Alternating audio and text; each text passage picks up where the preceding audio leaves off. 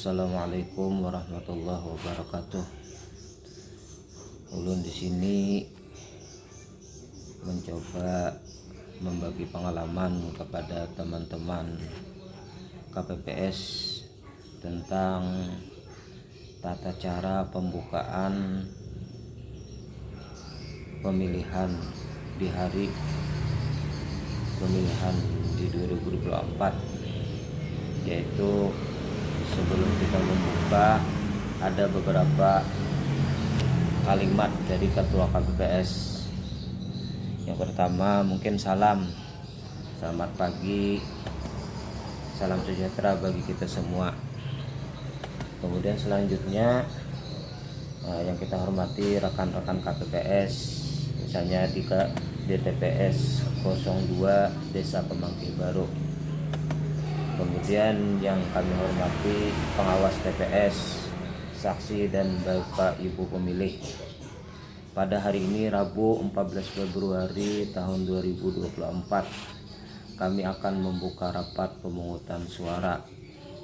Sesuai dengan peraturan yang berlaku bahwa ketika di TPS sudah hadir pengawas TPS, saksi atau pemilih pada pukul 7, maka rapat pemungutan suara bisa dimulai. Untuk itu dengan mengucap Bismillahirrahmanirrahim, rapat pemungutan suara TPS di TPS 002 Desa Pemangkih Baru saya nyatakan dibuka. Maka kami akan mengucapkan sumpah janji. Jadi sebelum itu sumpah janjinya dulu. Kepada rekan-rekan KPPS dan petugas ketertiban dipersilakan menempatkan diri. Demi Allah saya bersumpah. Nah, kemudian kata-kata sumpah seterusnya ya disambung sesuai dengan apa yang Bapak Ibu yang kami hormati. Kami telah mengucapkan sumpah dan janji, untuk itu kami akan segera melaksanakan pemungutan suara. KPPS keempat dan 5 kami silakan menunjukkan diri di kursinya untuk bisa melakukan pelayanan kepada pemilih yang sudah hadir, dan KPPS lain akan membuka kotak suara satu demi satu, penghitungan dan pencocokan jumlahnya, untuk kemudian nanti kotak kembali kami segel untuk memasukkan suara yang telah dicoblos. Kami akan membuka kotak suara yang pertama, yaitu kotak suara pemilihan presiden dan wakil presiden. Berikutnya kotak suara pemilihan DPR RI. Kemudian kotak suara pemilihan DPD RI. Selanjutnya kotak suara pemilihan anggota DPRD provinsi.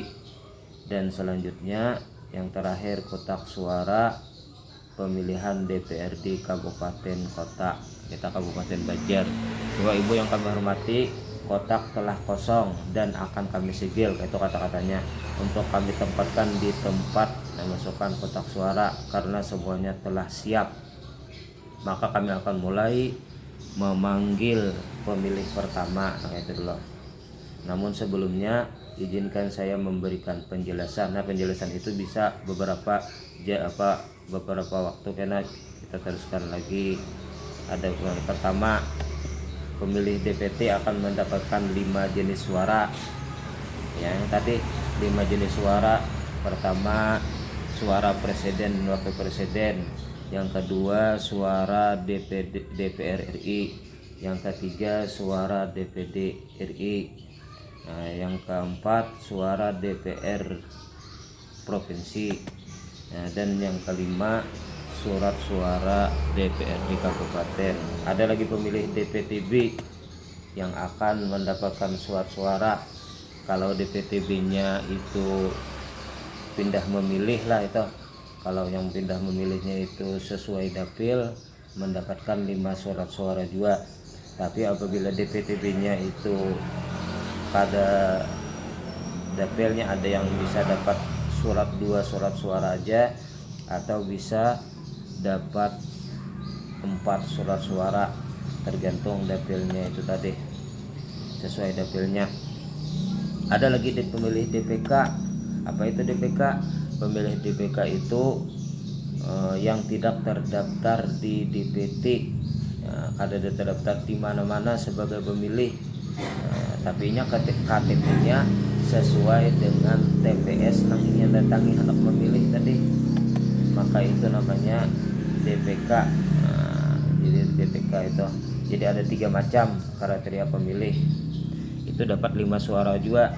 Kalau ibu yang menerima suara, mohon dicek apakah surat suaranya rusak. Pastikan sudah ditandatangani oleh ketua KPPS, nah itu harus sudah tanda tangan, jadi periksa betul-betul suaranya. Ada di dalam situ kami sediakan alat coblos dan ibu gunakan untuk menentukan pilihannya. Pada pemilihan presiden, wakil presiden tadi memilih bisa menentukan nomor urut calon, atau pada foto calonnya, pada nama calon, ataupun bisa juga pada gambar partai pengusung. Atau untuk DPR RI, pemilih bisa memberikan suaranya pada nomor urut partai, pada gambar partai, atau bisa juga pada nama calon legislatifnya. Sedangkan pada surat suara DPD, pemilih bisa mencoblos pada nomor urut gambar calon, sedangkan untuk pemilih DPD mencoblos pada nomor urut calon, pada foto calon, atau pada nama calon. Itu DPD tadi. Demikian penjelasan dari kami. Selanjutnya kami akan mulai memanggil pemilih. Mohon izin nanti kami akan mendahulukan pemilih prioritas. Itu kata-katanya. Nah, mungkin itu sekedar berbagi pengalaman dari kita tentang pemilih, sambutan dari ketua KPPS tadi. Kalau ada kekurangannya mungkin bisa ditambahkan. Demikian, salah khilaf mohon maaf. Wallahul muwaffiq ila aqwamit thariq. Wassalamualaikum warahmatullahi wabarakatuh.